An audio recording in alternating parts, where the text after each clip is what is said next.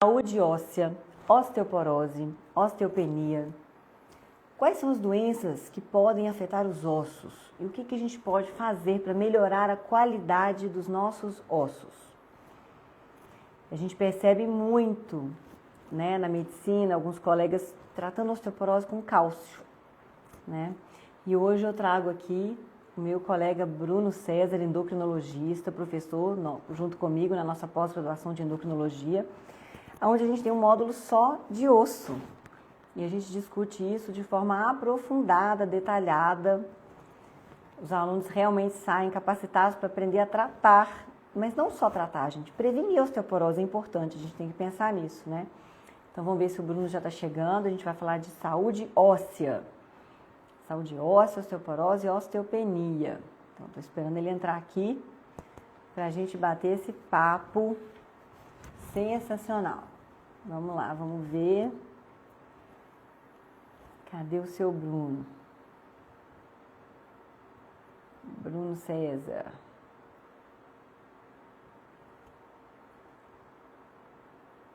Muitas pessoas acham que osteoporose, que osso, né, gente? Que o osso é só uma coisa dura. Vamos falar sobre isso aqui. Deixa eu ver se já chegou aqui. Chegou. Oremos, vamos embora. Aê, Bruno, bom dia. Bom, Vamos abrir aqui. Vamos ver. tá Tá me ouvindo vendo? bem? Tô aqui. Eu Tá me tô te vendo? vendo. Tá um pouquinho sem nitidez. Uai, Você me escuta bem? tô te vendo, tô te ouvindo. Então tá. Então vamos falar um pouquinho sobre saúde óssea, né? O Bruno é o super professor da pós-graduação de osso, é o cara que mais sabe osso do Brasil. Meu Deus do céu. A gente estuda, né, Jana? A gente tem que estudar, até porque o osso faz parte da endocrinologia. Aliás, faz parte de uma série de especializações, reumato, seja ortopedia. Ixi, Maria, começamos cedo hoje, não é possível. Muito ciente. Tá me vendo? Tô, mas tá daquele jeito. Peraí, Jeito deixa eu ver se eu de, mudo a internet. jeito das nossas lives que começam a cair, tomara que não.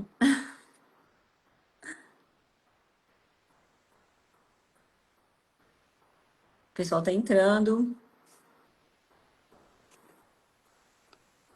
Deu aí? Vamos lá, vamos agora aqui. Então vamos embora.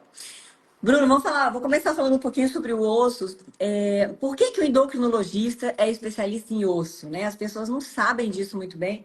Os próprios médicos, né? Eu acho que muitos endocrinologistas não gostam dessa parte e delegam para os outros médicos. Então a gente vê muitos ginecologistas tratando da osteoporose, ortopedista e o endocrinologista não. Mas é um tema que é ensinado em todas as residências e pós-graduações, né, de endocrinologia, é a saúde óssea. Então, vários hormônios influenciam na saúde óssea, né, Bruno? Tá vendo? Travou. Peraí. Não tô te ouvindo direito. Nem te vendo. Tá tudo embaçado. Ixi,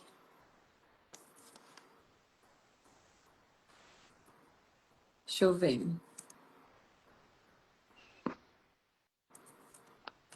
Tá me ouvindo, Bruno? Vocês estão ouvindo, pessoal? Deem feedback aqui. Vamos ver. Estão me ouvindo? Eu tô travando ou o Bruno tá travando?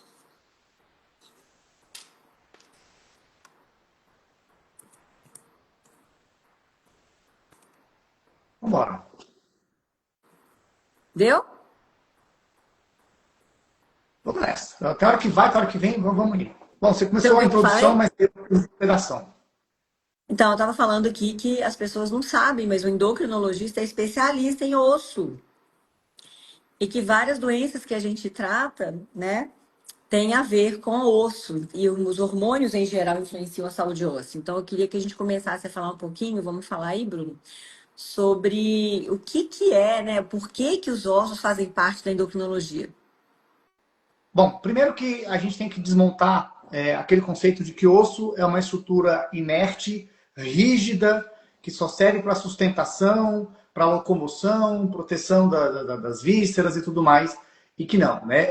Inclusive é uma história semelhante a quando a gente passou a ver a gordura como órgão endócrino, não apenas como órgão de armazenamento de energia. E o osso passa pela mesma situação. Então, nem de longe, o osso é apenas essa estrutura rígida, inerte, que só tem cálcio, só é um troço duro, e que serve para a gente andar e fazer as coisas e tudo mais. Não. Então, o osso, além de ele produzir uma série de substâncias que vão interferir em outros órgãos, ele também recebe a ação de hormônios produzidos em outros órgãos e que vão influenciar diretamente na saúde óssea e que, consequentemente, uma boa saúde óssea vai interferir em outras áreas do corpo. Então, conhecendo já esse mecanismo, e a gente já falou da palavra que recebe influência, né, de outros hormônios e que também produz hormônios que vão influenciar outros órgãos, então o osso também é um tecido endócrino. Então, ele é algo que o endocrinologista e qualquer médico que lide com hormônios e metabolismo deve dominar e conhecer. Por quê? Porque está integrado junto com outras glândulas, tem o seu papel como glândula, tem o seu papel como algo que recebe a ação de outros hormônios e que assim deve ser tratado. E por isso a gente tem que abordar, sim, essa parte de saúde óssea, junto com outras especialidades, como a reumato, como a ortopedia e tudo mais, mas é algo que o endocrinologista, o médico que lida com o metabolismo de forma geral, tem que saber obrigatoriamente. E a gente tem várias ferramentas dentro da endocrinologia para melhorar a saúde óssea. A gente pode deixar isso mais para o final, né? Mas eu queria que a gente comentasse aqui um pouquinho, passasse definindo, né, o que é osteopenia e o que é osteoporose. Eu vejo muitos colegas médicos confundindo isso. Não que isso impeça a gente ser mais proativo, tá, gente? A gente tem que ser mais proativo. Eu acho que os médicos hoje são muito expectantes, né? Espero o pau quebrar, na hora que já não tem osso, agora eu vou tratar. Né? A gente ensina na pós-graduação que não é bem assim. Mas vamos definir, Bruno, o que é osteopenia e o que é osteoporose? Vamos lá. Então, a primeira coisa que é bom a gente traçar primeiro é que, assim, essas duas definições de osteoporose e osteopenia, nós fazemos baseado, essencialmente, num exame chamado densitometria óssea. Né? E aqui já começa uma grande confusão por parte de alguns médicos, que é o quê? Quando se pedir. Né? Então, a primeira coisa, antes de definir o que é um e o que é outro, com esta ferramenta, a densitometria, quando que eu vou pedir esse exame para qual situação? Então, por quê? Porque a gente vê diversas situações onde uma pessoa, por exemplo, uma jovem de 25, 30 anos, vai no consultório lá da ginecologista, do cardio, não sei da onde, e dentre vários exames que ela recebe para fazer, vem lá o exame de densitometria óssea. E aí a primeira coisa que a gente tem que avaliar, fala assim, tá, essa pessoa ela tinha indicação de fazer? Por quê? Porque quando a gente vai fazer um exame de densitometria óssea, e dizer se a pessoa tem osteoporose, osteopenia, não é apenas um diagnóstico de exame densitométrico, não é apenas o valor lá daqueles scores que tem naqueles exames que a gente avalia. A gente tem que avaliar o contexto. Então, uma coisa que acontece muito, né? Jovens de 30 anos, às vezes, fazem uma densitometria solicitada por um outro colega, aí vem no nosso consultório e fala assim, eu estou desesperada porque eu tenho osteopenia. E fala assim, olha, você está com 30 e poucos anos, você está na idade reprodutiva, você não está na menopausa, você não tem nenhum fator de risco para perder massa óssea. Ou seja, esse exame não é válido, não é para você. Então, esse diagnóstico densitométrico de osteopenia não se aplica. Né? Então, a primeira coisa que a gente tem que definir é quem vai fazer o exame de densitometria para saber se tem osteoporose ou osteopenia. Né? Então, acho bom a gente primeiro dar uma limpada nisso aí. Então, a primeira coisa, que é, assim, quase que uma regra geral, tá? Homens acima de 70 anos e mulheres acima de 65 anos, independente da condição, da idade, de doenças, de remédio, são pessoas que obrigatoriamente têm que fazer. Isso é um ponto. Pronto, isso aí já está definido. Agora, outras situações têm que ser individualizadas para saber, pô, vale a pena pedir ou não. Então, por exemplo, uma mulher que está na pós-menopausa, ou seja, parou de menstruar, e que tem menos de 65 anos, ela precisa fazer a densitometria? Se ela tiver fatores de risco, sim. Que é o quê?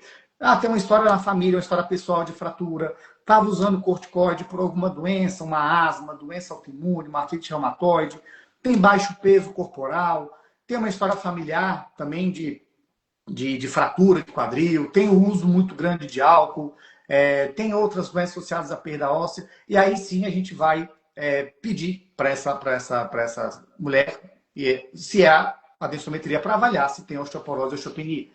E aí, baseado no resultado, nesses scores que vão aparecer ali, é que a gente vai definir. Então, a osteoporose vai vir como o scorezinho lá, menor do que 2,5.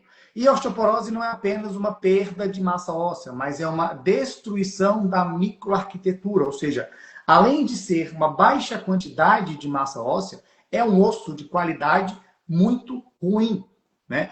Então, a primeira coisa que a gente olha é isso, né, o score, mas não é para todo mundo que fizer o exame de densitometria. Muitas jovens de 20 anos vai fazer lá, aí vê lá, T-score menor que 2,5, osteoporose. Calma, não é nem esse lado do exame que eu tenho que olhar, né? Então, então, a gente precisa olhar primeiro, saber interpretar o exame, e aí é um convite que a gente tem que fazer para os médicos que estão nos ouvindo, é que saibam avaliar uma densitometria de forma objetiva e de forma assertiva para não gerar confusão na cabeça do paciente e na sua. Por quê? Porque a gente tem que olhar o certo. O laudo do exame não vai trazer dados da história clínica relevantes para a gente fazer isso. E é um ponto que a gente passa boa parte da aula de osteoporose na pós-endocologia, é ensinando exatamente critérios. Quando que eu peço densitometria? Aí tem lá 1, 2, 3, 4, de forma objetiva, de forma estruturada, de forma prática, quando pedir e quando não pedir. Então, esse é o primeiro ponto, né? E a osteopenia, ela vem justamente como sendo um estágio anterior. Então, de -1 até -2,5 é a hora que a gente tem essa transição ali, essa zona de penumbra entre um osso saudável e entre um osso realmente doente, entre um osso ruim. E aí, nesses casos, é claro, a gente não vai realmente tratar como se fosse uma osteoporose plena, mas existe uma série de coisas que a gente pode fazer para postergar ou para evitar a progressão para uma perda de massa óssea mais severa, levando realmente ao risco de fratura, né? Lembrando que a questão da osteoporose, o grande perigo de uma massa óssea ruim, que a gente tem que evitar, e é o nosso intuito desde o início, é evitar fratura. É isso que a gente tem como objetivo principal. Mas primeiro a gente precisa definir a osteoporose e a osteopenia, e para definir isso, a gente precisa saber quem vai fazer o exame de densitometria. Uma vez que a gente definiu isso, a gente consegue dar as conclusões sobre é uma massa óssea boa, é uma massa óssea ruim, ou é uma osteopenia, é uma osteoporose. Lembrando, né, Bruno, que não é que a pessoa jovem não possa ter perda de massa óssea, tá, gente? É porque, primeiro, que a gente nem fala em osteopenia no jovem, a gente fala em baixa massa óssea, importante o nome também. Segundo, que a gente não olha o T-score, a gente olha o Z-score. Agora, quem poderia ter, então assim, só porque tem gente que vai ficar assim, nossa, mas então ninguém vai ter baixa massa óssea jovem? Vai. Quem poderia ter baixa massa óssea sendo jovem? Vamos começar a falar aqui, que eu acho bem interessante isso, que é um alerta, né, às pessoas, que existem condições nas quais a gente perde osso. E isso é ruim, porque a gente tem nosso máximo de massa óssea lá com 18, 25 anos de idade, que é onde a gente está no pico de massa óssea. Depois a gente começa a perder bem lentamente, tá, gente? Mas tem pessoas que podem perder mais rápido, tem jovens que podem não ter o pico de massa óssea adequado.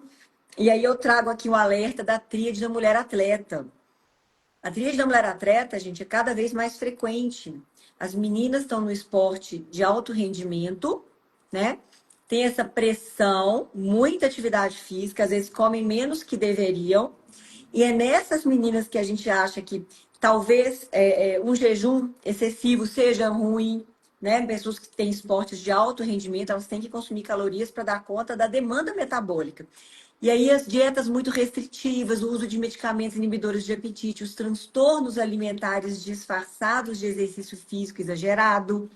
Então, aquela menina que se cobra demais, que está na academia todos os dias, 2 horas de spinning, mas não sei o que, mas não sei o que lá, e está com porcentagem de gordura corporal abaixo de 18 e para de menstruar. Aí é um alerta, gente. É um alerta. E não é tão incomum no mundo do esporte. Essas meninas, elas têm essa tríade da mulher atleta, elas vão ter o hipogonadismo central, elas vão parar de menstruar. Por quê? Emagreceu demais, ao ponto de perder tanta gordura que o corpo fala, cara, essa menina não pode engravidar. Vou parar de menstruar. Essas meninas podem não só perder osso, como não ter o pico de massa óssea adequada, né, Bruno? Sim, e esse é um grupo de risco que a gente tem que tomar cuidado, Porque elas passam por saudáveis só por serem atletas. Isso é um ponto que você tocou que é importantíssimo. Então, o fato de serem atletas não quer dizer que sejam saudáveis, até porque existe um ponto ali muito tênue, né, entre o atleta que está saudável e o atleta que já está passando os limites. E o caso dessas mulheres é o tipo. Porque exatamente como você falou, elas entram num estágio de emagrecimento ou de privação energética tão grande, perdem uma quantidade de gordura tão grande, que isso acende o modo alerta, realmente desliga funções que não são vitais, dentre elas a menstruação, então para realmente de produzir os hormônios femininos, que são fundamentais, essenciais, primordiais para uma formação e para a manutenção de massa óssea. Então essas mulheres têm grandes riscos de desenvolverem uma baixa massa óssea e aumentarem o risco de fratura, mesmo sem estarem na idade de uma pós-menopausa, porque elas têm sim um hipogonadismo, ok? De origem central, lá, hipotalâmica. A gente discute, a gente ensina muito bem isso na pós-graduação de endócrino. Mas essas mulheres, sim, então tem uma indicação sim de fazerem a densitometria óssea. Por quê? Porque elas têm um fator de risco importante para perda de massa óssea.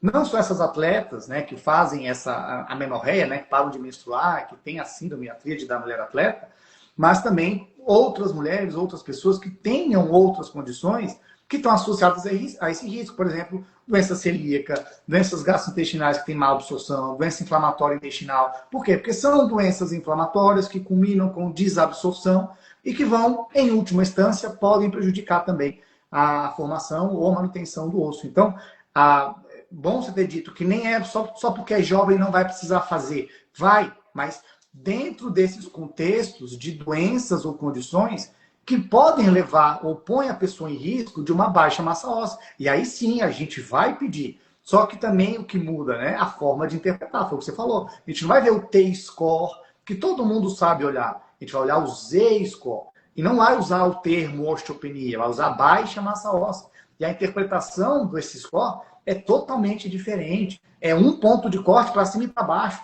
Né? Ou seja, isso tem que ser ensinado, nós ensinamos isso muito bem na pós, justamente por quê? Porque todo mundo só olha um lado.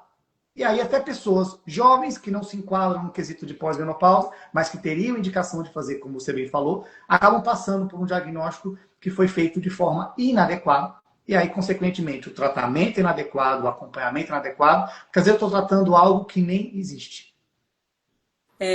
Um outro grupo de risco, que é importante a gente ficar atento, só para ficar claro, né, gente? A gente não pede densitometria óssea de coluna, lombar e fêmur para jovem, né? É depois de 50 anos, com os critérios que a gente acha que tem, né? Hoje quase todo mundo preenche, porque diabetes, a pessoa que tem diabetes tem 2 vezes mais risco de osteoporose, né? Então, acaba que muita gente ganha aí uma densitometria óssea, pelo menos uma vez, né? Depois dos 50 anos, por fatores de risco presentes.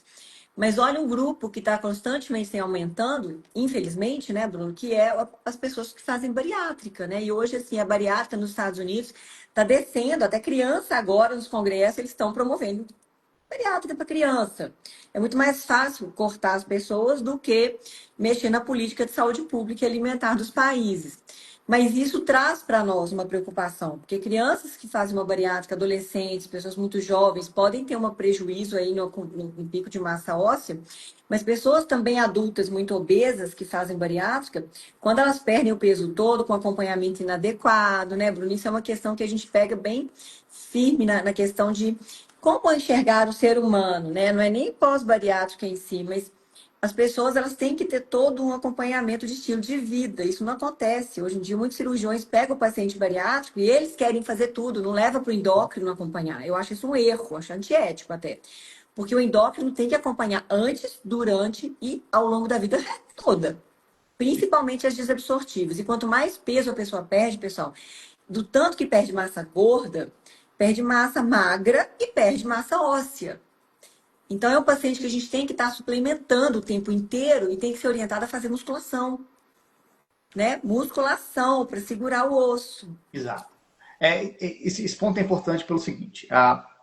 Coloquem algumas aspas no que eu vou falar, mas o que faz com que o osso seja estimulado a sua renovação, né? Até porque o osso, como nós falamos, é um tecido dinâmico, é um tecido que se renova. E esse processo de renovação é que torna o osso saudável, ou seja, ele passa por quebras e formações de forma constante, ou seja, é sempre renovado, é sempre um osso novo. Isso que faz com que o osso seja saudável. O estímulo principal para você formar um osso novo, né, quebrando o osso velho, ou seja, essa renovação, esse turnover, como a gente fala, ele tem um estímulo principal baseado aonde? Na força, no estiramento, que a gente chama de um efeito pisoelétrico. Então, quando você está lá, que o músculo está grudado no osso, e a gente puxa esse músculo, estira esse músculo com a musculação, por exemplo, ou qualquer exercício que tenha essa resistência, aquela tensão gerada no osso estimula com que ele se renove. Né? Então, além da musculação ser fundamental, importante para quem tem uma perda de massa óssea já instituída, uma osteopenia até uma osteoporose, né? O treino de força é fundamental, não é hidroginástica, não é natação, que você não tem carga, você não tem esse estímulo, né, de sobrecarga em cima do osso, que tem que ser controlado, mas eu preciso disso.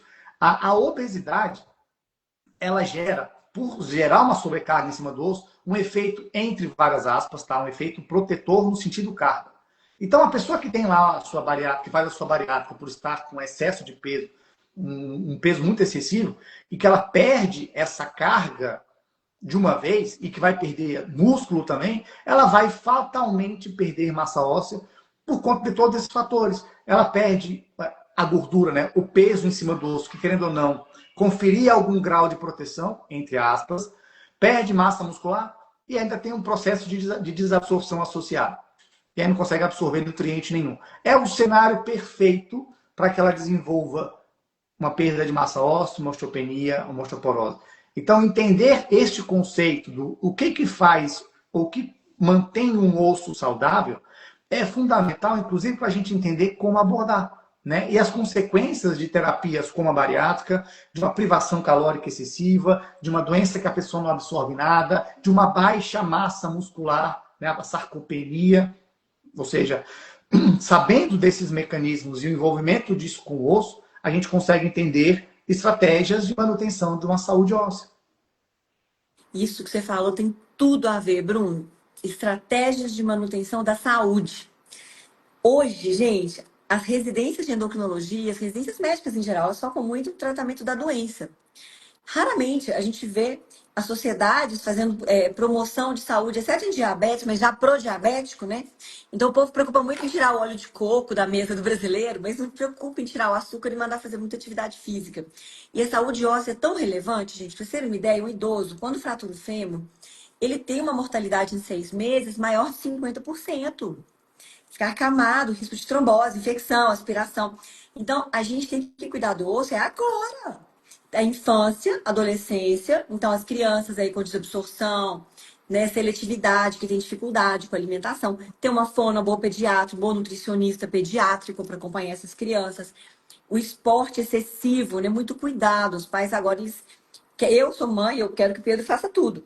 A gente tem que ter cuidado, né, com as crianças, no excesso de exercício, principalmente os atletas, que a gente já falou.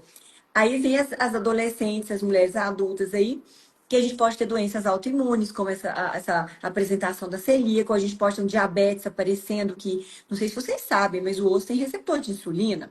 A resistência insulínica atrapalha a saúde óssea, né? Então, esse cuidado das pessoas terem esse conhecimento e a musculação, né? Exercício físico para poupança de osso. Porque depois que a gente entra na menopausa, a gente vai falar disso daqui a pouco, aí muda tudo, né? E hoje as meninas, elas não estão sendo orientadas, nem os meninos, né? Os homens têm menos que as mulheres, porque eles mantêm a testosterona mais tempo aí. Mas aí com essas bariátricas, com cigarro. O Brasil tem pouco cigarro, mas eu vejo que na América Latina tem muito cigarro, na Europa ainda tem muito cigarro, né? As pessoas fumam muito. Isso também dá uma atrapalhada na saúde óssea. E suplementos errados, né? Orientação, acompanhamento errado dos médicos, algumas drogas que podem atrapalhar a massa óssea, uso excessivo de corticoide, Bruno. Vamos falar do corticoide? Corticoide tem tanta aplicação na medicina, não é que a gente é contra, né, Bruno? A gente acha que tem as indicações, você tá lá com lúpus, tem que tomar corticoide. Mas tem gente que meio que larga o corticoide. Eu me sinto bem com esse corticoide.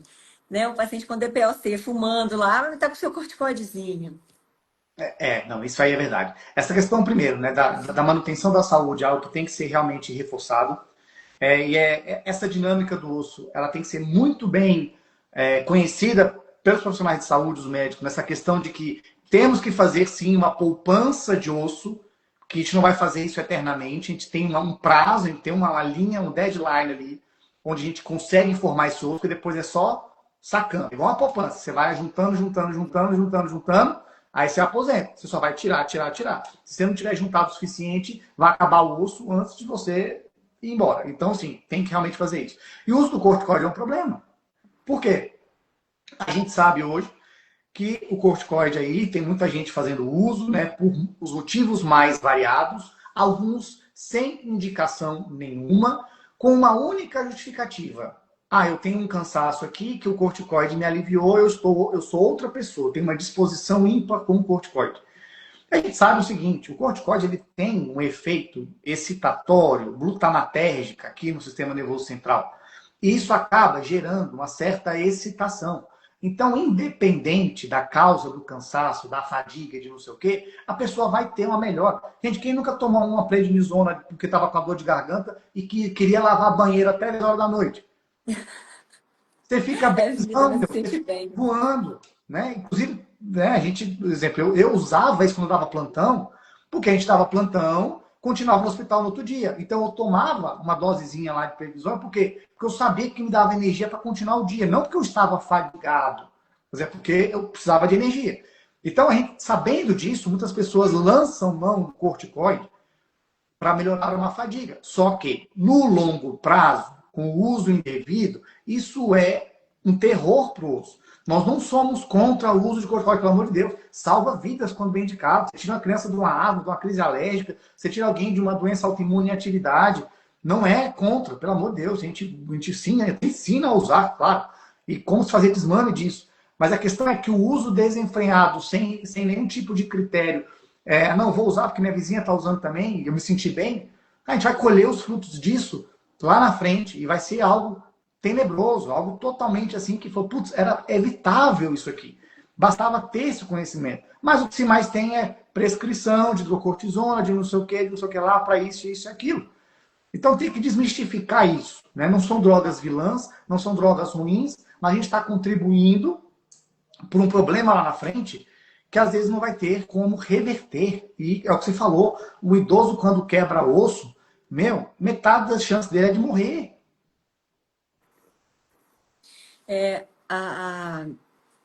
Essa questão do corticoide realmente.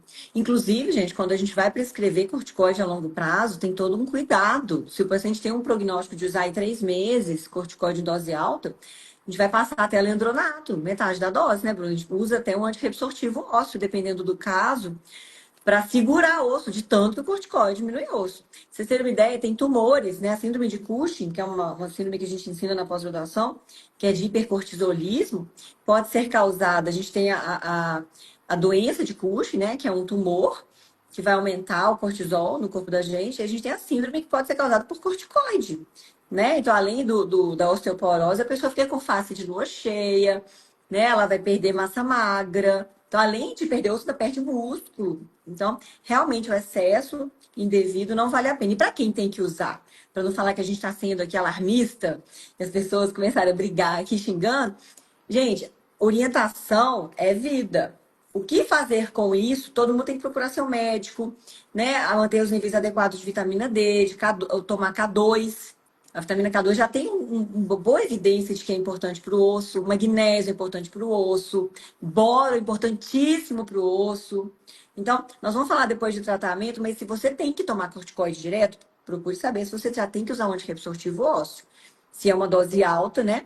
E o que mais você tem que se cuidar. Porque corticoide não é só o osso que ele atrapalha, ele aumenta a resistência insulínica, causa risco de diabetes, de úlcera gástrica, da alteração comportamental. Então, tem que usar? Use sim, com seu médico sabendo o que ele está fazendo. Pergunte para o seu médico como você pode se proteger da perda óssea, porque você tem indicação da medicação, tem que usar. E faça o que for necessário com acompanhamento médico adequado. É isso que a gente faz. Né? Na endocrinologia, a gente tem doenças autoimunes e a gente acompanha, trabalha junto com os reumatos. Então, a gente tem muita experiência em fazer isso, né, Bruno? Sim, então esse acompanhamento ele tem que ser conjunto justamente porque nós não somos contra as drogas que podem eliminar um pouco ou reduzir um pouco a massa óssea, mas realmente tem que ser usadas com critério, acompanhadas de forma individualizada e de perto, pelos profissionais que estão ali de olho, né? Então, essa é uma dos fatores de risco, né? Da perda de massa óssea, que acontece frequente. A questão do sedentarismo, não precisa nem falar, né? Porque como a pessoa realmente não está usando a massa muscular, não está usando aquele músculo que tem ali, você não tem o estímulo para a formação osso, e aquilo ali vai acabando, que vai sendo mais usado do que formado, então o balanço vai Olha ficar... os astronautas, Bruno, conta dos astronautas. Eles chegam aqui no estado deplorável de saúde, tanto de perda de massa muscular por causa disso, e a perda de massa óssea, por quê? Gravidade. Não tem, zero. Ou seja, não tem nada que estimule, não tem nada que tensione minimamente esse osso. Não adianta. Então, eles não conseguem manter a massa óssea, eles voltam com uma densidade mineral óssea baixíssima, baixíssima, com risco altíssimo de fratura, e pessoas... Bom, alguém tem dúvida que são pessoas saudáveis? Porque para ir para o espaço, os critérios para mandar você para o espaço, você não pode ter nada. E você volta com uma massa óssea deplorável, uma massa muscular deplorável, que precisa de uma abordagem logo. Então, olha como ficar quieto, ficar parado, é a pior maneira de você manter um osso saudável. Né? Então, sim, se a questão do estímulo da atividade física ainda não bateu na tua cabeça, é a real importância de você se manter ativo. Ah, mas eu não tenho tempo. A gente já cansou de falar aqui dos benefícios da atividade física, mas se ainda não bateu, use essa possibilidade de se manter um osso saudável como uma das motivações para você fazer o que tem que ser feito. Tá? Não é o pré-treino que me deu uma motivação, é saúde. É você pensar que se você cair, você não vai quebrar um osso e ficar acamado durante tanto tempo, dando problema para os outros e atrapalhando a sua vida e de quem está contigo. Falando de remédios, né, aqui perguntando se medicações para diabetes fazem perder massa óssea e muscular, gente. Não tem nada que faça perder mais massa óssea e massa magra do que um diabetes descompensado. Né? A falta da insulina nos pacientes com diabetes tipo 1 ao diagnóstico, basta vocês verem, né? Mas o diabetes tipo 2 também a longo prazo atrapalha a saúde óssea e a osteoporose, é muito mais comum nos pacientes com diabetes tipo 2. Tem alguns remédios para diabetes que podem atrapalhar a massa óssea. Então, por exemplo, paciente com osteoporose, muito importante, talvez eu não use pioglitazona por muito tempo em dose máxima, mas eu não vou deixar de usar a pioglitazona no paciente que tem indicação pelo tempo que eu achar que ele precisa, só que eu vou ter cuidados com aquele paciente de adequar a suplementação e as orientações para que ele não tenha uma perda óssea importante. Eu faço isso muito bem.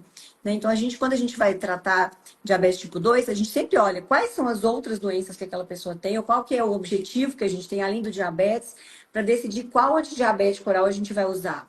E isso é muito interessante, na pós-graduação tem aula só disso, eu mostrando quais são as doenças, né? Ah, tem esteatose hepática, pioglitazona é legal. Ah, tem doença cardíaca, fortiga, legal, jardiância. Ah, análogo de GLP-1. E ao contrário, quando a gente fala de quais drogas seriam interessantes para osso, a tisdepatida tem uma ação que o Ozempic não tem tanto, que é a proteção do osso. Né? Eu acho interessante a gente falar isso, que é uma droga nova, né?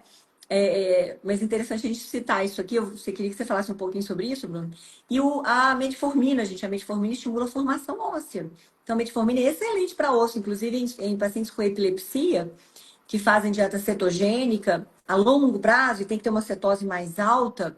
A metformina é uma droga interessante que está sendo estudada para prevenir a perda de massa óssea. Vamos falar um pouquinho da tisdepatida, que eu acho interessante. Acho que as pessoas não sabem disso, poucos médicos sabem disso. A tisdepatida, para quem ainda não se localizou, né, que é o Mounjaro, que é a união ali do análogo do GLP-1 com o análogo do GIP, né, que são peptídeos intestinais que a gente consegue controlar a glicemia, controlar o peso, controlar a fome, e que os estudos que foram feitos com tisdepatida mostraram um leve efeito benéfico nessa questão da massa óssea. Uma coisa que é fato, não tem um efeito adverso nenhum, mas um leve grau de proteção para a perda de massa óssea nessas pessoas, tá? Então, não existe ainda nada que denigra a imagem da tisdepatida pensando em massa óssea. O que é pior realmente é um diabetes descompensado, tá? Mas essa junção de dois peptídeos de forma sinérgica, que é o que é a tisdepatida, o que ela faz, além de potencializar o seu efeito emagrecedor, o seu efeito controlador de glicemia e de insulina, tem outros efeitos metabólicos em paralelos, dentre eles esse leve aumento ou proteção de massa óssea que a gente já viu em estudos anteriores, né? Não tem nada ainda muito robusto, mas se existe um receio, por exemplo, de usar, mas aí a minha massa óssea, que não sei o quê, não, esse medo ele não existe, tá? Não existe efeito adverso nenhum dessas medicações sobre a massa óssea, então são seguras, inclusive indicadas, porque a gente sabe que a obesidade, por mais que eu tenha dito aqui atrás, né, que pelo fato da sobrecarga eu posso ter, entre aspas, um grau de proteção, a gente tem que lembrar que a obesidade é uma doença inflamatória, metabólica, com excesso de radicais livres, inflamação, que para o osso não é nada interessante. Né? Então, enquanto de um lado eu tenho a sobrecarga aqui, que pode dar uma certa conferida, eu tenho uma alteração metabólica aqui gigantesca, que às vezes vai engolir esse pequeno benefício de estar acima do peso. Então, pior do que usar a medicação é estar acima do peso, estar descompensado metabolicamente. Aí sim, a gente vai ladeira abaixo com relação à massa óssea e com relação à saúde óssea de forma geral. Falando do envelhecimento, né, gente? Claro que a gente tem que falar aqui sobre aquela fase, né, na qual a gente começa a ter a queda de todos os hormônios, não só testosterona, estradiol, progesterona, mas melatonina também. Então a gente sabe que insônia aumenta a osteoporose, né? O idoso dorme menos, tem menos melatonina. A melatonina é um hormônio que protege o osso absurdamente, inclusive em câncer, em metástase óssea, tem estudos com melatonina interessantíssimos. Mas a menopausa, né, gente? Acho que essa é uma fase que as mulheres às vezes deixam de olhar direito. Os médicos eles protelam muito a conduta. E essa transição menopausal, né, Bruno? Essa fase onde a progesterona já começa a cair. E a progesterona é muito importante em segurar a formação. O osso fica fazendo e desfazendo o tempo todo, tá, gente? É dinâmico. A gente faz e desfaz osso toda hora, o tempo inteiro. E aí, quando a gente começa a ter a predominância de um ou outro, né, ou queda de alguns hormônios, isso fica desequilibrado, a gente começa a perder mais do que faz e por isso a gente vai perdendo muito osso. Então, nessa transição menopausal, que a mulher já não tem progesterona, já existe algum prejuízo. E na hora que ela entra na menopausa, e aí o médico fica lá, vamos ver, sua tataravó teve câncer de mama, não sei se eu vou te dar reposição hormonal, vamos conversar com outra pessoa. Tem E nisso fogacho? passa-se um ano. Passa um ano. Aí, nesse primeiro ano de menopausa, cara, a gente perde muito osso, né, Bruno? A menopausa é um assunto apaixonante. E a questão do osso, né? Justamente, a gente fica protelando, postergando fazer a reposição hormonal, porque a sua avó teve câncer de mama, você não tem fogacho, você não tem sintoma, né? Então você não precisaria. Só que foi o que a gente falou já, isso aí é a pontinha do iceberg. Então, os hormônios, tanto o estradiol quanto a progesterona, e tem uma aula gigante sobre essas ações hormonais no osso, lá na pós-graduação de endocrinologia, no módulo de osso, a gente fala da ação dos dois hormônios no osso, que enquanto o estradiol, tem um efeito mais anabólico de promover a formação, a progesterona tem um efeito mais antirreabsortivo, ela consegue segurar para que você não perca tanto, ou seja, é um efeito sinérgico, ou seja, eu preciso dos dois hormônios, independente de útero ou não. Né? Inclusive a gente mostra lá nas aulas o nível de progesterona atingida no sangue que conseguia algum grau de benefício, ou seja, algo extremamente fácil, prático de se fazer. Mas olha a importância do médico ter esse conhecimento e de não ficar postergando um tratamento que sabidamente é uma das maiores ferramentas para prevenção de fratura, osteoporose e perda de massa óssea nessa fase pós-menopausa.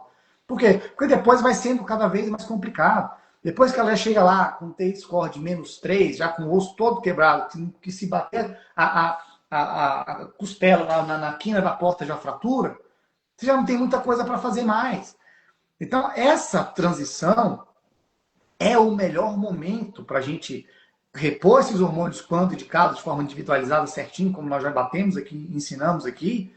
Mas não é pensando só em saúde cardiovascular, em demência e tudo mais, mas olha esse osso dessa mulher. Olha como é que vai ficar isso aqui sem a gente ficar demorando, porque quanto mais a gente postergar essa terapêutica, essa iniciativa, não, mais ladeira abaixo esse osso já foi. E aí, às vezes, a sua intervenção mais para frente, ok, você consegue mitigar um pouquinho, reduzir um pouco o dano, mas que já foi causado por conta da inércia, por conta justamente de ficar adiando, protelando, você não parou de menstruar ainda, não, mas fogacho aqui, toma aqui só um fitozinho aqui para passar o fogacho. Essa é a hora, esse é o momento. Tanto é que quando a gente teve, depois da suspensão do WHI, né, a suspensão das reposições hormonais, quem fazia parou de fazer, parou de ensinar, quem fazia parou, ou seja, parou tudo. O que se viu? um aumento tanto em doença cardiovascular como em aumento de fratura. Por quê? Porque essas mulheres abandonaram o tratamento, quem ia começar não ia começar mais, quem estava usando parou. E aí se viu um aumento expressivo em uma série de outras condições que estavam, até então, sob controle. O que aconteceu? Qual foi a única mudança que aconteceu? Retiraram a reposição hormonal por um medo infundado, hoje a gente sabe que é, mas que na época causou um pânico danado.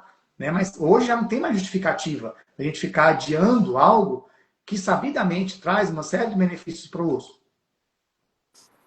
E as mulheres que muitas perguntam, né, os próprios colegas médicos perguntam, mas e a pessoa que teve câncer de mama com 39 anos, 40 anos e não pode fazer reposição hormonal mais, como é que vai ser? Gente, isso é bem controverso, tá? Paciente com câncer de mama triplo negativo, saiu uma meta-análise agora falando que pode sim fazer reposição hormonal. A questão que a gente precisa ter certeza, gente, é se aquela paciente já está totalmente equilibrada metabolicamente. O câncer não é só genético, ele é muito metabólico, né? Então, a reposição hormonal em quem já teve câncer é uma coisa controversa, que eu acho que só quem trabalha com isso deve fazer, com a anuência do oncologista e de um mastologista. Eu só trabalho sempre em tripé. E as pacientes que eu tenho, que tiveram câncer e fazem reposição hormonal, são todas assim, acompanhadas ali comigo, 3 meses, Dutch, tem um genético metabólico feito, a gente avalia toda a outra questão do estilo de vida.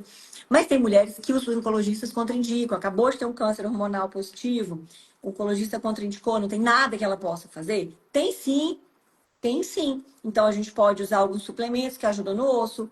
Não é só, por exemplo, fogacho, trifolium pratense ajuda no fogacho e ajuda no osso. Fenogrego ajuda no fogacho, ajuda na massa magra e no osso. Metformina ajuda no osso, melatonina ajuda no osso.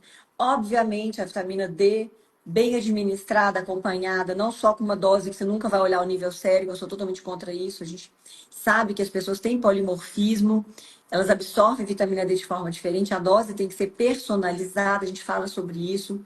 A vitamina K2 também, a dose tem que ser personalizada. E vitamina K2 tem nada a ver com K1, tem nada a ver com coagulação, tá, gente? É importante deixar isso claro aqui, né? Então, musculação é essencial, né? Os SARMs, né? Tem alguns estudos em caquexia com mulheres com câncer de mama triplo negativo, usando o Ostarine. O Ostarine é um SARM, no Brasil hoje não tem, mas é um SARM que é um agonista seletivo de receptor de testosterona no músculo e no osso. E ele é muito bom, né? E a gente tem as drogas que tratam a osteoporose também, pessoal. Muitas mulheres têm que usar tratamentos que são agressivos e causam osteoporose pós-câncer de mama. Mas isso nos ensina a buscar alternativas. Eu gosto muito de falar sobre essas coisas na pós-graduação com os médicos, porque acaba que essas pacientes ficam muito sofridas, né, Bruno? Sim, e assim, a gente tem que entender uma coisa. A gente não vai conseguir abraçar todo mundo. Né? A questão é, pô, se a mulher que teve câncer de mama muito jovem, eu sei, é um caso que vai exigir muito cuidado, muita individualização. E assim, então aqui tem que falar assim, olha, de fato, tudo não terás. Talvez para ti não vai dar para fazer a reposição, talvez não vai dar para fazer o que seria o ideal dos mundos, a melhor evidência. A gente tem que se adequar, né? Mas o dia a dia do consultório mesmo, o grosso, não vai ser essas situações. Então, lógico, a gente tem que saber a regra e a exceção também, mas o que vai ser mais comum? Não vai ser aquela jovem que teve câncer de mama aos 30 e poucos anos, a não ser que você seja um oncologista que cuida disso. Mas, de fato, a gente vai ter que individualizar as coisas, né? E o que a Jana falou, de fato, acontece. Saiu esse estudo recente aí mostrando que os cânceres triplo negativos, que não tem receptor de hormônio no tumor, você não teria problema em fazer uma reposição acompanhada, de perto, sob vigilância constante, né? E quando você vê que o risco é bem menor do que o benefício. Então, pronto, né? E aí é onde que realmente nós precisamos nos reinventar, ou em buscar alternativas, por mais que não tenham o mesmo nível de eficiência, de eficácia de um hormônio, mas que a gente consiga amenizar de alguma forma. Lógico, sempre prezando pela segurança do paciente. Eu não vou usar qualquer coisa que foi publicada em uma revista, porque mostrou lá que aumentou um pouquinho ali a densidade mineral óssea, mas também de quebra aumentou o risco de hepatite. Não, a gente sempre vai ponderar essas duas coisas, mas são esses desafios do dia a dia que nos fazem, que nos motivam a procurar estratégias em paralelo. Ou seja, não é um ou outro. Eu vou usar o alendronato e não vou usar a vitamina K. Não, é um e outro. A gente está agregando conhecimento e bagagem para a gente ter o que fazer. né? E é isso que a gente reforça e ensina demais. Sobre vitamina K, por exemplo, lá na pós-graduação de endócrino, a gente fala sobre as diferenças de vitamina K. É K1, K2, entra K2, MK4 e MK7. Porque no Japão já é preconizado o MK4, por exemplo, para a osteoporose. E aqui a gente está viciado no MK7 apenas. Será que eu não posso usar da outra também, não? Então, vamos ver o que existe na literatura e ver o que fala os artigos para a gente desenhar a nossa estratégia terapêutica baseada no que tem de publicação e não ficar refém simplesmente do curso que a gente fez, que a gente ouviu que o fulano usa MK7, 180 microgramas para osso. Epa, é só isso que tem para fazer? Não é. Inclusive, tem paciente que tem que usar mais. Paciente renal crônico é resistente a K2 e tem uma doença óssea dinâmica, inclusive. Então, tem que saber individualizar, gente. Exato. Então, essa versatilidade é que torna a nossa prática zero monótono, porque nenhum tratamento vai ser igual ao outro, por mais que a condição seja parecida. Então, é importante a gente ter esse conhecimento das ferramentas que nós temos para essas condições, para que a gente tenha o quê? Um leque de opções para assim, ok, para você eu vou fazer isso, porque eu enxergo que para você isso aqui vai funcionar melhor do que isso aqui. Não é um ou outro, é tudo. E é fato, viu, gente, que a reposição hormonal previne a osteoporose. As mulheres falam assim, meu médico falou que eu não tenho sintoma de fogacho, para que fazer reposição hormonal, gente? Se fosse assim, só para evitar a osteoporose, já valeria a pena, tá? Porque a osteoporose, se você fraturar o seu fêmur, minha filha, mais de 50% de mortalidade em um ano, né? Agora, a reposição hormonal previne demência, diminui seu risco de diabetes, diminui a resistência insulínica, aumenta a vasodilatação arterial, diminui o risco de AVC, diminui o risco de infarto, melhora o colesterol, ou seja, mantém ele normal, porque depois que você entra no menopausa tem aquela virada, de repente seu colesterol fica esquisito, a partícula de LDL fica pequena, a aterosclerose aumenta, o risco de infarto triplica. Nossa, a reposição hormonal, gente, manter a mulher em homeostase, hoje em dia, a gente fica 1/3 da vida na menopausa, ou mais. Com a expectativa de vida aumentada, imagina você ficar esse tempo todo submetida a um risco desnecessário. Então, hoje eu acho que para não fazer, você tem que dar uma justificativa muito boa. É o contrário, parece que a gente tem que ficar justificando por que eu quero fazer reposição. Não. Gente, para não fazer, o médico tem que te dar uma justificativa muito boa. E não é que sua avó teve câncer de mama, porque isso não é justificativa, tá? Atenção, pessoal. Os médicos estão desatualizados. Na pós-graduação, a gente ensina isso a fundo para os médicos. Para fazer reposição hormonal com segurança, para suplementar com segurança, para tratar uma osteoporose com segurança. Hoje está todo mundo morrendo de medo do Prolia. Né? Eu lembro que quando eu terminei a residência de endócrino, eu tinha pavor de Prolia. Porque eu falei, nossa, fraturas complexas. O que eu vejo hoje? Os médicos só dão cálcio. Ninguém está preocupando com a resistência. A gente tem que dar colágeno também, a gente tem que suplementar proteína, melhorar a massa magra. Fala um pouquinho sobre isso, Bruno, sobre a qualidade óssea que não se obtém só suplementando cálcio. É exatamente isso, assim, porque a gente pensa, né? Como a gente tem essa visão de que é uma estrutura rígida, inerte e tal, a gente pensa assim, ok, eu preciso de boa massa, de muito osso. Aí eu vou tacar o cálcio, porque a base para se formar é o cálcio. Tá, mas não adianta se não tiver qualidade, né? A osteoporose não é só baixa massa óssea, mas é uma microarquitetura ruim, é um osso ruim, é um osso podre, é um osso pobre, é um osso que não se sustenta. Então, para saber exatamente o que fazer, eu preciso assim, quais são os ingredientes que formam o osso? Quais são os ingredientes que tem ali? Eu tenho cálcio, mas eu tenho colágeno. Qual tipo de colágeno? Quais são os aminoácidos que formam o colágeno? Quais são as situações onde eu absorvo melhor o cálcio? Quais são as situações? O que eu preciso para formar um colágeno de qualidade? Que é uma estrutura de tripla hélice que é trançado. Assim, ó. Eu preciso de uma série de coisas que ajudem a formar isso daí. Gente, uma estrutura de colágeno, guardando as devidas proporções, ela chegaria a ser mais resistente do que uma fitinha de aço, de tão potente que é a fibra, guardando as devidas proporções. Se a gente conseguisse colocar na mesma dimensão, tá? Lógico. Então, olhar simplesmente como uma reposição de cálcio mais alendronato é uma visão extremamente reduzida, apesar de sim, faz parte do arsenal, mas não é só.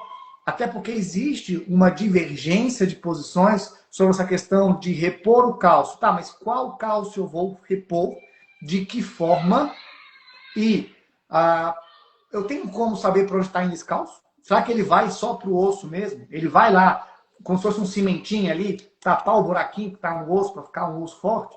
Será que é isso que a gente vê na série de estudos? É só isso que dá para fazer?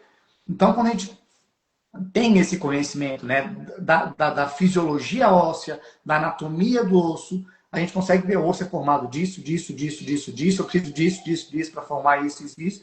Então não tem como ser simplesmente uma conduta baseada em alendronato e citrato de cálcio. Quando não é o carbonato de cálcio, né, que a absorção é pior ainda. Aí tem que tomar 2, 3 vezes ao dia, aí dá dispepsia, dá enjoo, dá náusea, não consegue tomar direito. E aí, o restante? Né? Então é uma condição extremamente complexa do ponto de vista de mecanismo. E assim tem que ser a nossa visão sobre complexa. E vamos ver o que mais que dá para fazer.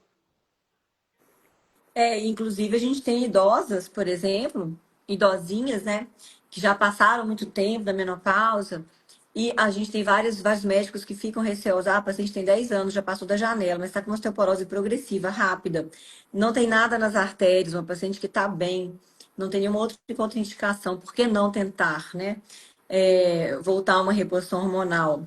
A gente fica lá pensando, não tem receptor mais, mas eu tenho casos que eu optei por fazer, né? Eu e a cardiologista sentamos juntas, falamos assim, vamos avaliar essa paciente e tal. Optamos, bancamos, a paciente topou, melhorou a qualidade do osso, ficou ótima. Por outro lado, a gente pode lançar mão de outros medicamentos, como a nandrolona, que muitos médicos têm medo, preconceito. A nandrolona foi estudada, gente, em pacientes com AIDS, caquexia violenta, idosas, 100 miligramas por semana, com segurança. As pessoas não estão lendo assim esses estudos. E aí você fica com medo de dar 50 miligramas a cada 15 dias numa vozinha que está lá sarcopênica, com osteoporose, que não levanta nem para levantar do vaso, né?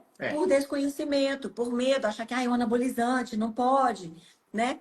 Então, acho que os endocrinologistas mesmos têm muito receio, não tem mão para fazer. E a gente pega e ensina muito essas coisas na pós-graduação. Assim, o que tem de evidência? O que tem de segurança? Quais são os cuidados que a gente deve ter em cada caso, né, Bruno? A gente tem um pedaço da parte de hormônios sobre hormônios em saúde óssea só dedicada à nandrolona. Ok, você não se sentir seguro para usar, mas até para criticar a gente tem que conhecer. Então, até para dizer que presta e que não presta e que eu não vou fazer, a gente precisa conhecer. Só que isso não é oferecido nem na graduação, nem nenhuma pós-graduação, de nada, nem residência, nem nada. Por quê? Porque é um tema proibido, é um tabu, não se fala disso. E não pode ser, porque essas substâncias estão aí desde 1940. E naquela época se usava para fins terapêuticos. É claro, o que se aconteceu depois foi o mau uso, foi a invasão dessas substâncias para fins outros que não clínicos e que tem a repercussão negativa. A gente não é a favor desse uso indiscriminado que está aí, a gente sabe disso, né? Mas eu não posso ignorar uma droga que me trouxe, nos estudos de osteoporose em mulheres, não estou falando de homem não, é em mulheres, um ganho de massa óssea e de ganho de massa muscular, às vezes comparável a essas drogas mais atuais que a gente usa e que são caríssimas. E com uma série de efeitos adversos que às vezes nem compensam. Mas eu preciso saber que elas existem, eu preciso entender como que elas foram usadas, qual foi o contexto de uso, porque talvez naquela paciente que está sarcopênica, que está com osteoporose, que está disfuncional, que não tem uma independência mínima para levantar e ir no banheiro e levantar do vaso sem precisar de ajuda, talvez seja o que faça a diferença para ela ter uma vida com dignidade, com qualidade. Só que eu preciso ter noção de que essas substâncias existem, de que elas foram usadas e de que não foram usadas para osteoporose, mas para paciente com hemodiálise, para paciente com DPLC, para paciente com HIV na fase AIDS. Ou seja, parece que não é tão demoníaco assim a coisa. Só que eu preciso entender dela, eu preciso saber que ela existe. E para osteoporose a gente mostra lá a nandrolona aumentando massa óssea, aumentando massa muscular, em estudos de 1 ano, 2 anos até. Então, ok, eu posso decidir não usar. Mas foi uma escolha sua e uma escolha consciente, respaldada. Ok, vi, mas não me sinto à vontade. Ok. E é isso que é o mais importante. Né? Então, reforçar que existem estratégias que hoje as pessoas ignoram, ou fingem que não veem, ou simplesmente taxam como perigosas, mas deixam de ver a minúcia, deixam de ver, tá, mas como é que é isso? E aí a gente consegue ampliar essa nossa visão. Gente, vocês estão vendo assim que a gente falou de osso por 1 hora e a gente não falou, não ficou focando em alendronato, prolia, ácido isoledrônico, né? Aqui são as drogas, né? Que todo mundo já conhece, os médicos todos usam muito. O que a gente quis chamar a atenção aqui, pessoal? Que a medicina preventiva, prevenir osteopenia, prevenir osteoporose, ficar atento a drogas que pioram a qualidade óssea. Esquecemos de falar dos anticonvulsivantes, tá? Importante, né? As crianças que usam anticonvulsivantes têm uma absorção diminuída de vitamina D e elas também têm muitas alterações de osso. Isso é um fator de confusão, inclusive, em quem faz dieta cetogênica. Mas as drogas que causam perda óssea, como melhorar a qualidade do osso, não só com cálcio, que às vezes usar o cálcio sozinho é até ruim, né? Então, assim, dependendo do paciente, usar cálcio sozinho é pior. Então, não que não se use, tá, gente? Em alguns casos eu uso. A osteoporose grave que eu estou usando anabólico, se a pessoa não tem uma ingesta adequada, às vezes eu vou usar, tá? Mas não é o cálcio, não é o que eu uso em osteopenia. Não é o que eu uso em osteoporose muito levinha, se a pessoa tem uma ingesta boa oral, mas a gente dá condições para o osso absorver esse cálcio e ficar no osso, né? Então, vocês viram aí que não é tão simples assim. Precisa melhorar. Então, na pós-graduação, a gente puxa atenção também para essas partes, porque a gente acha que a nossa formação, né, não teve essa abordagem. E a gente aprendeu depois, buscando muito, né, Bruno? Não foi fácil chegar nesse conhecimento. E que a gente organizou mesmo para ensinar para os médicos. Essa parte de osso é muito importante. Os endocrinologistas, eles não pegam muito osso, né? E os pacientes estão meio largadas, só tomando cálcio e vitamina D 1 vez por mês, em dose baixa, né? E sem fazer musculação, fazendo hidroginástica, achando que tá lindo. Pois Então, tá é, tudo errado. Vamos tomando, melhorar. tomando alendronado, né, ou risindronado e tudo. E assim, vamos reforçar isso. Essas drogas a gente usa, a gente não contraindica, a gente não diz que não é para usar, não, senhor. A gente, inclusive, Não, eu uso. as indicações de cada uma delas, como que se faz, qual que é a dose, qual que é a apresentação, é 1 vez por mês, é 1 vez a cada 1 semana, é 1 vez a cada 6 meses, como é que faz? Ensina tudo isso porque faz parte. Mas não é só isso, né? Isso que a Jana está falando aqui. Então, o que mais que a gente vai fazer e que a gente pode fazer para ajudar essas pessoas? E como é um assunto, a gente vê muito isso, né? Os depoimentos assim, cara, eu odiava osso. Nossa, eu estou vendo agora a fisiologia óssea com outro ponto de vista. Deu até vontade de atender paciente assim. Por quê? Porque a gente aprendia uma coisa relativamente monótona. Olha, na densitometria, se tem osteopenia, você dá cálcio para reverter, manda fazer atividade física. Se tem osteoporose, você faz alendronato junto com o osso. E vai acompanhando a cada 1 ano, 2 anos. Que troço chato! É só isso, então, que é para fazer? Né? E cadê as causas? O que está causando? Qual que é o tipo de osso que perdeu? É mais quadril? É mais o fêmur? O que mais que eu posso fazer? Então, assim, é uma coisa muito mais dinâmica e muito mais interessante quando a gente entende a minúcia. E a minúcia é justamente o que nós nos propusemos a ensinar com praticidade, como fazer a nossa pós-graduação de endocrinologia. E é isso, gente. Espero que vocês tenham gostado aí do nosso momento osso. A gente nunca falou de osso juntos, né? Eu falei, vamos falar de osso. Osso é fascinante, tá, pessoal? Assim, nossa, é muito fascinante. O metabolismo ósseo é bem legal e a gente adora ensinar isso, estudar e falar sobre isso. Então, compartilhem essa live com todo mundo, tá? Os médicos, colegas que estão aí, a gente tem até alunos falando aí, a Luciana falando depois da aula da pós, fiquei fã dos ossos. Que bom! O nosso objetivo, gente, é que as pessoas reencontrem o prazer na medicina, né? Geral. Entendam o porquê, né? E exercer a medicina com paixão é muito mais fácil para nós médicos e para o paciente que recebe aquele tratamento, né? Então, vamos estudar mais, colegas médicos, vamos fazer a pós-graduação. Aí a gente está com as últimas vagas aí sendo ofertadas, mais de 80% já das vagas preenchidas. Então, se vocês querem entrar nesse universo, estudar, aprender com esse enfoque, né, de saúde, prevenção, mas saber tratar também, saber tudo que tem mais de moderno no tratamento dessas doenças, sejam bem-vindos, né? A gente espera vocês na O link pós-graduação. está na descrição dos nossos perfis do Instagram. Lembrando que é para médicos de qualquer especialidade, inclusive para os endocrinologistas que querem fazer uma atualização, uma releitura dos principais temas e de outros também não contemplados em pós-graduação nenhuma, essa é a oportunidade única, até porque é uma vez por ano, né, Jana, que a gente tem turma. É só uma turma, gente. E os alunos que estão aí assistindo, dá trabalho, né, gente? A gente fica muito em cima com vocês ali, ó.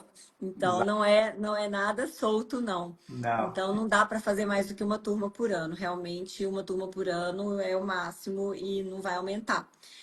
Porque a gente quer entregar qualidade. E para entregar exato. qualidade, precisa de foco. Então, esperamos vocês, tá? Compartilhe esse vídeo com outros colegas, médicos e com outras pessoas, se vocês acharam que foi útil.